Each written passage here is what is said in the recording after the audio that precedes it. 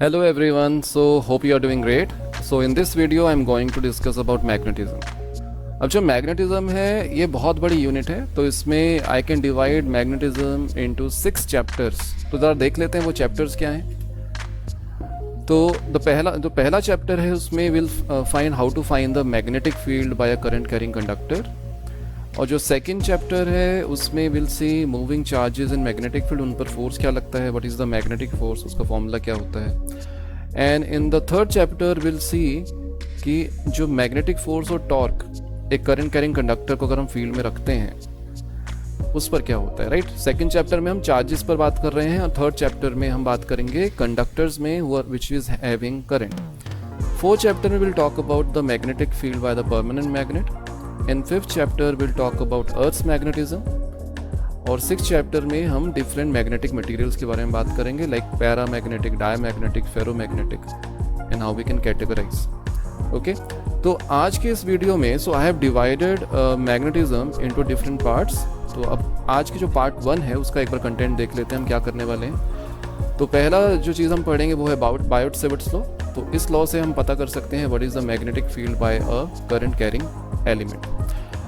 और second part में हम इसमें देखें, इसी में सेकंड जो हम टॉपिक स्टडी करेंगे वो होगा what is the magnetic field by moving charged particle. क्योंकि हमें पता है कि कोई चार्ज अगर मूव करता है then it is behaving like a current, और अगर वो करंट की तरह बिहेव कर रहा है तो वो मैग्नेटिक फील्ड भी प्रोड्यूस करेगा. तीसरा जो हम पढ़ेंगे यहाँ पर magnetic field by a finite wire carrying current. तो हमारे पास अगर एक फाइनाइट वायर है जिसकी लेंथ हमें पता है तो उसके कारण मैग्नेटिक फील्ड क्या होगा. And then semi infinite wire जिसका एक एंड तो हमको पता है बट दूसरा एंड इज एट इन्फिनिटी, तो उसके लिए हम कैसे निकाल सकते हैं. And then the infinite current carrying wire. So let's start. तो पहला जो टॉपिक है हमारा Biot Savart law. Let us see. तो जो बायोट-सेवर्ट लॉ है बेसिकली इट्स एन इक्वेशन जो कि हमें बताता है कि how we can find the magnetic field by a current carrying conductor. So let us see. Suppose हमारे पास एक वायर है which is having some current से आई. तो करंट हमने आई ले लिया, तो यहां पे हम एक टर्म डिफाइन करेंगे करंट एलिमेंट.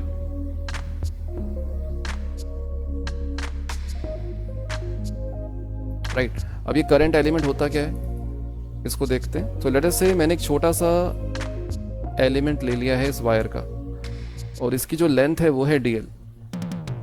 तो करंट एलिमेंट हम डिफाइन करेंगे current times the length of that element. Okay, so ये हमारा करंट एलिमेंट हो गया. अब जो करंट एलिमेंट है इट हैज़ अ डायरेक्शन, वो डायरेक्शन क्या होगी, dl की डायरेक्शन में. Okay, so suppose if I want to find the magnetic field at point A. Right, A point पर हमें फील्ड निकालना है और इस ए पॉइंट का जो पोजीशन वेक्टर है with respect to the current element वो है r. तो r क्या है, position vector of the point जहां पर हमें मैग्नेटिक फील्ड निकालनी है. कहां से, फ्रॉम द करंट एलिमेंट. अब ये जो dl वेक्टर है और ये जो r वेक्टर है इसके बीच में लेट अस से एंगल इज थीटा.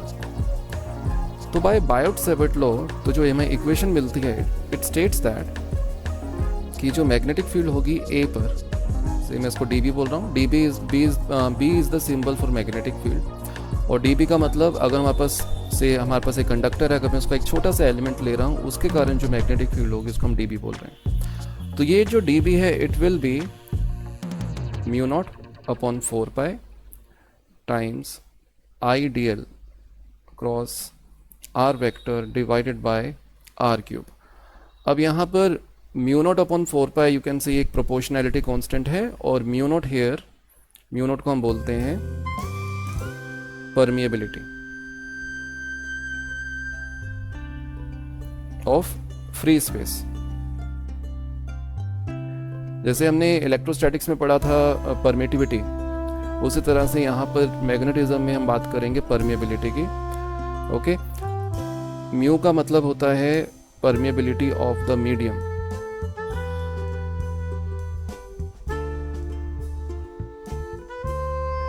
और म्यू आर को बोल सकते हैं रिलेटिव परमिएबिलिटी. अब जैसे हमने परमिटिविटी में पढ़ा था, रिलेटिव परमिएबिलिटी क्या हो जाएगा, it will be mu divided by mu naught. और यहाँ से हम मीडियम की परमिएबिलिटी निकाल सकते हैं by multiplying mu naught with mu R. Okay, so ये जो म्यू नॉट है म्यू नॉट की जो वैल्यू है in SI units, it will be 4 pi multiplied with 10 raised power -7 in SI units, right.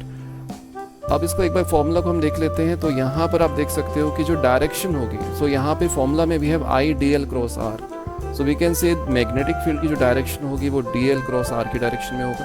अब how to find the direction of db, तो अगर suppose हमारे पास एक प्लेन है और इसी प्लेन में वी हैव से dl वेक्टर और यहाँ पर हमारे पास r वेक्टर भी है, and let's say this angle is theta.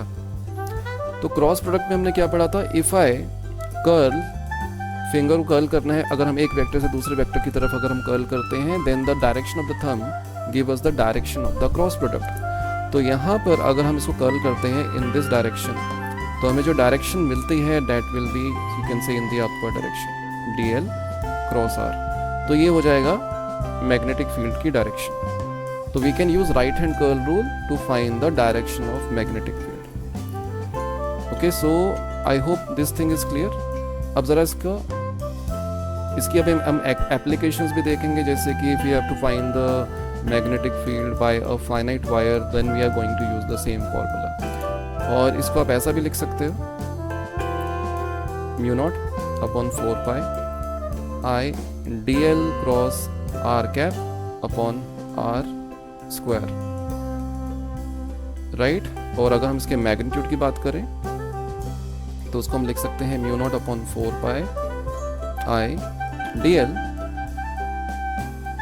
Sine theta divide by r square, because हमें पता है dl क्रॉस r क्या होगा, dl साइन थीटा। ठीक है, तो नेक्स्ट टॉपिक पे चलते हैं, where we're going to find the magnetic field due to a moving charged particle.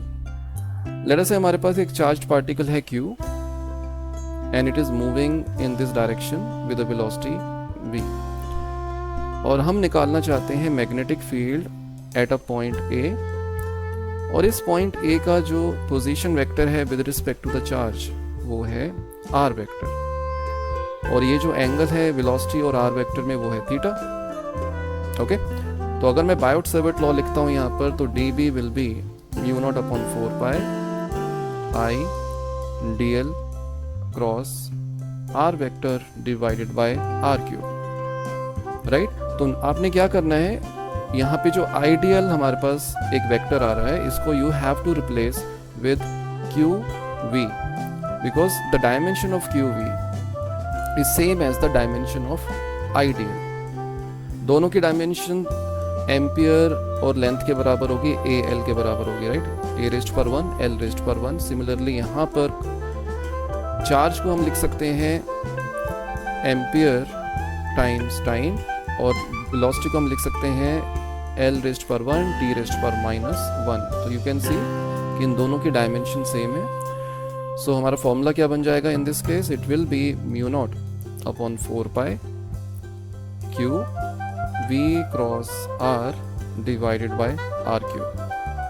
Okay, तो हम इसको यूज कर सकते हैं। I hope it is clear. Now let us see how to find the magnetic field due to a finite current carrying wire. इसको देखते हैं, ये थोड़ा सा इंपॉर्टेंट है, यू कैन से थोड़ा सा ट्रिकी है, इसकी डेरिवेशन एक बार देखते हैं। तो हमें गिवन है एक फाइनाइट वायर,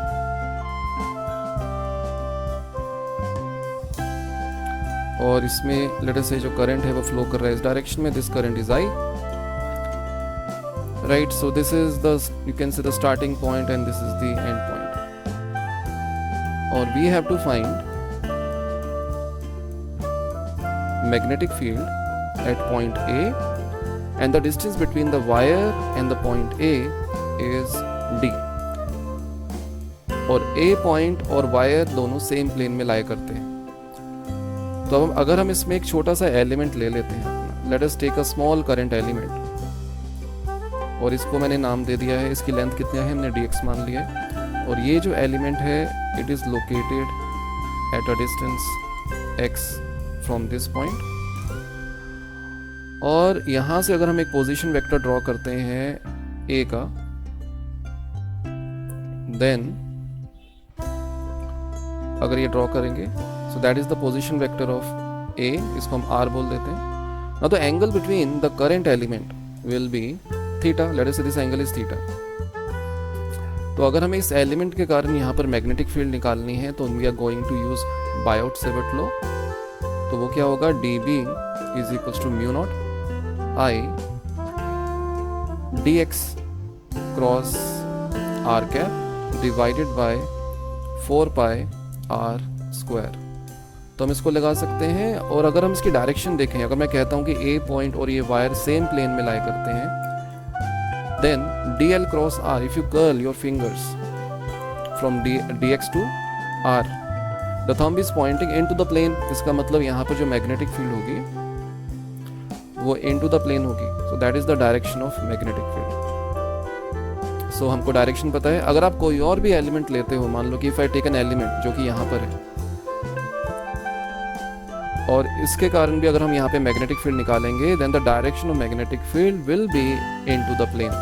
तो हर एक एलिमेंट के कारण जो मैग्नेटिक फील्ड की डायरेक्शन है वो इनटू द प्लेन है। तो आप एक एलिमेंट के कारण फील्ड निकालो और फिर हम उसको इंटीग्रेट कर देंगे and will get the field by the entire finite wire. चलो अब देखते हैं, इसको थोड़ा सिंप्लीफाई कर लेते हैं। So we can write this as mu naught I d x sine theta upon 4 pi r square. तो अब यहाँ पे डी बी जो हमारे पास जो मैग्नीट्यूड आया है, on the right hand side we have 2 variables. जो थीटा है वो भी वेरी कर रहा है। जो थीटा है यू कैन से, अगर हम ए पॉइंट से बी पॉइंट तक जाते हैं तो थीटा आपका इंक्रीज हो रहा है। सिमिलरली जो आर वेक्टर है, आर वेक्टर भी हमारा चेंज कर रहा है। So we have 2 variables. तो अगर हमें इंटीग्रेशन करना है तो भी कोशिश करते हैं कि हमारे पास एक सिंगल वेरिएबल में इक्वेशन बन जाए। अब सिंगल वेरिएबल में अगर हमें इक्वेशन बनाना है तो या तो हमें आर को थीटा की टर्म्स में लिखना पड़ेगा या थीटा को आर की टर्म्स में लिखना पड़ेगा। तो यहाँ पे मैं क्या करने वाला हूँ, I will write r in terms of theta. Okay, और यहाँ पर x भी हमारा वेरिएबल, बेसिकली आप कह सकते हो कि यहाँ पर हमारे पास जो r है दैट डिपेंड्स अपॉन x। तो we have x as a variable, theta as a variable. अब हम x को इन टर्म्स ऑफ थीटा लिखने वाले हैं। And how we can do that, let us find this angle. तो ये एंगल हो जाएगा pi minus theta, linear pair. तो from this right angle triangle, यहाँ पे हमें एक राइट एंगल ट्राइंगल दिख रहा है, then we can say tan pi minus theta will be equals to perpendicular upon base, and tan pi minus theta is minus tan theta, and x can be written as minus d cot theta. तो अगर हम इसको differentiate करते हैं, then the differentiation of cot theta is minus cosecant square theta. तो ये बन जाएगा dx, ये बन जाएगा minus d minus cosecant square theta times d theta. तो ये नेगेटिव साइन एलिमिनेट हो गया है। तो we can see dx is d cosecant square theta d theta, और x को हम लिख सकते हैं माइनस d cot थीटा। अगर हम इसको सब्स्टिट्यूट करते हैं इस इक्वेशन में, अच्छा, और r क्या है हमारा, r को भी देख सकते हो। r basically is the hypotenuse of this right angle triangle. तो r square is equals to x square plus d square, और x को हम लिख सकते हैं d स्क्वायर, x स्क्वायर को लिख सकते हैं d square cot square theta plus d square, और यहाँ पर हम इसको लिख सकते हैं d स्क्वायर, कॉमन आ गया, cot square theta plus 1। cot square theta plus 1 को लिखा जा सकता है cosecant square theta, d square cosecant square theta. तो r स्क्वायर है हमारा d square cosecant square theta, और dx हमारा है d cosecant square theta d theta. Now let us substitute these values that we have calculated in Biot Savart law. ये दोनों values को हम इसमें सब्स्टिट्यूट करने वाले हैं। तो ये बन जाएगा mu naught I d cosecant square theta d theta times sine theta divided by 4 pi d square cosecant square theta. तो आप देख सकते हो कि यहाँ पे कोसिकेंट स्क्वायर थीटा और कोसिकेंट स्क्वायर थीटा कैंसिल हो रहा है, और एक d न्यूमरेटर में एक डिनोमिनेटर को कैंसिल कर देगा। तो ये हो जाएगा हमारा mu naught I sine theta d theta divided by 4 pi d। अब आप देख सकते हैं कि जो हमारे पास इक्वेशन आई है it has only single variable that is theta. अब इसको बहुत ईजिली हम इंटीग्रेट कर सकते हैं and if we do the integration तो हमें मैग्नेटिक फील्ड मिल जाएगी सभी एलिमेंट्स के कारण which is the magnetic field by the finite wire. So magnetic field at A will be integral of d B which will be mu naught I upon 4 pi d integral sine theta d theta. Okay, अब यहाँ पर जो theta है late us सी वो कहाँ से कहाँ तक वेरी कर रहा है। अगर आपका जो एलिमेंट है वो एक्सट्रीम बॉटम पर है तो r vector will be something like this और ये एंगल हो जाएगा हमारा थीटा 1। अगर हमारा एलिमेंट एक्सट्रीम टॉप पर है तो r vector will be this and the angle will be this, right. So this will be theta 2। तो theta is varying from theta 1 to theta 2। So this is theta 1, this is theta 2.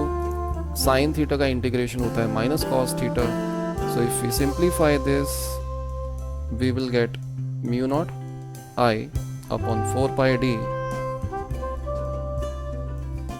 cos theta 1 minus cos theta 2. Right?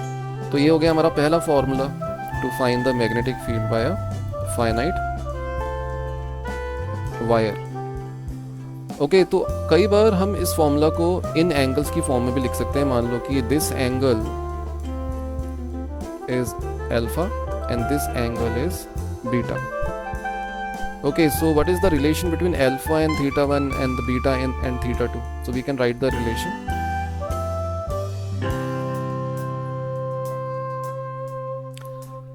So alpha basically is 90 degree minus theta 1 और जो बीटा है that is equals to theta 2 minus 90 degree. तो अगर हम theta 1 और theta 2 को alpha और बीटा के टर्म्स में इस इक्वेशन में लिखेंगे then we are going to get this formula mu naught I upon 4 pi D sine alpha plus sine beta. तो हमें ये दोनों फॉर्मूलाज याद होने चाहिए, राइट। तो हम देख लेते हैं कि इस फॉर्मूला को हम कैसे मॉडिफाई कर सकते हैं if we have a semi infinite wire और अगर हमारे पास इनफाइनाइट वायर है। तो उससे पहले let us find the magnetic field at a point on the perpendicular bisector of a finite wire. एक बार वो देख लेते हैं। Suppose we have a finite wire और हमें निकालना है magnetic field at this particular point A which is located at the perpendicular bisector. अगर ये परपेंडिकुलर बाइसेक्टर है तो ये एंगल थीटा ले लेते हैं, this angle is also theta, right. तो वी कैन से अल्फा और current later say is in this direction. तो alpha is equals to beta which is equals to theta. तो फॉर्मूला में वैल्यू पुट करेंगे so it will be mu naught I upon 4 pi d, let us say this distance is d, times sin alpha and sin beta both are same, so 2 times sin theta. So we can remember this formula as well. तो इसको हम use कर सकते हैं for to find the magnetic field at a point on the perpendicular bisector of a finite wire. I hope it is clear, right? So now let us see the magnetic field due to a semi-infinite current carrying wire.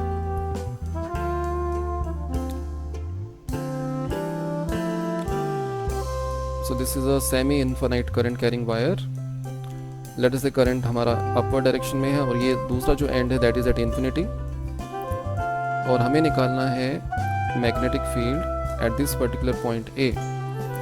तो आप देख सकते हो इस case में जो alpha है alpha is 0 and beta tends to 90 degree because other end is at infinity।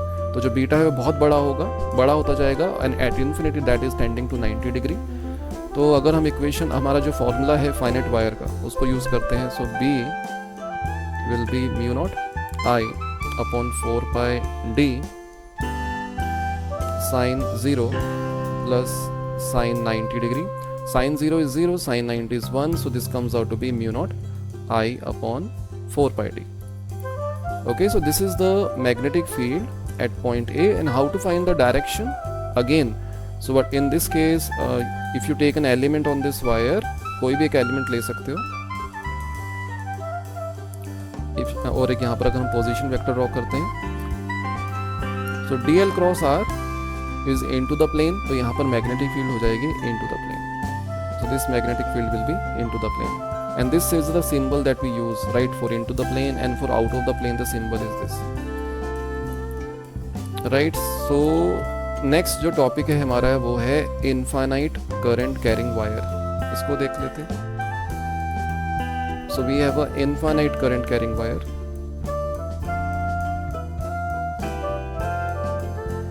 तो एक एंड लेट अस से इज एट माइनस इन्फिनिटी, और जो टॉप एंड है that is at plus infinity, and the current is in the upward direction. और हमें magnetic field निकालना है से इस पॉइंट पर A पर, which is at a distance of D from the wire. Point A और वायर दोनों सेम प्लेन में लाया करते हैं. सो अगेन अगर हम यहाँ पर कोई भी एलिमेंट लेंगे और R वेक्टर ड्रॉ करेंगे, this is the element and this is the R vector. Magnetic field आपकी क्या आएगी, dl cross r which is into the plane. तो यहाँ पे भी जो मैग्नेटिक फील्ड है वो क्या होगा, इनटू द प्लेन. और यहाँ पर जो अल्फा है, alpha is tending to 90 degree, आप क्लियरली देख सकते हो. अगर हम इन्फिनिटी की बात करें, ये जो एंगल होगा that will be tending to 90, और जो अदर एंड है, ये जो एंगल बन रहा होगा वो भी हमारा टेंड करेगा 90 डिग्री को. So beta is also tending to 90 degree, right. तो मैग्नेटिक फील्ड क्या होगा, it will be mu naught I upon 4 pi d sine 90 degree plus sine 90 degree. Sine 90 is 1, so this comes out to be mu naught I upon 4 pi d, right? Okay, so let us recap whatever formulas that we have seen. तो पहला हमने देखा था, directly हम वहाँ से देख सकते हैं from the starting that we have done. Biot-Savart law में we have seen the formula mu naught I upon 4 pi dl cross r vector upon r cube, और हमने देखा था mu naught I upon 4 pi dl cross r cap vector upon r square. For a moving charge particle it will be mu naught upon 4 pi q v cross r by r cube, और हम लिख सकते हैं mu naught upon 4 pi q v cross r cap upon r square. Finite के case पे mu naught I upon 4 pi d cos theta 1 minus cos theta 2, और हमने देखा था mu naught I upon 4 pi d sin alpha plus sin beta. For semi infinite it is mu naught I upon 4 pi d, and for infinite wire it will be mu naught I upon 2 pi d. तो ये formulas हमें याद होने चाहिए और यहाँ से questions बनते रहते हैं. So in the next part we are going to discuss these topics. First the magnetic field at the centre of a circular loop which is having current. दूसरा होगा अगर हमारे पास एक लूप कंप्लीट नहीं है, एक सेगमेंट ऑफ अ लूप है, उसके कारण सेंटर पर फील्ड क्या होगा. इन द थर्ड कंसेप्ट हम स्टडी करेंगे magnetic field at a point on the axis of the circular loop.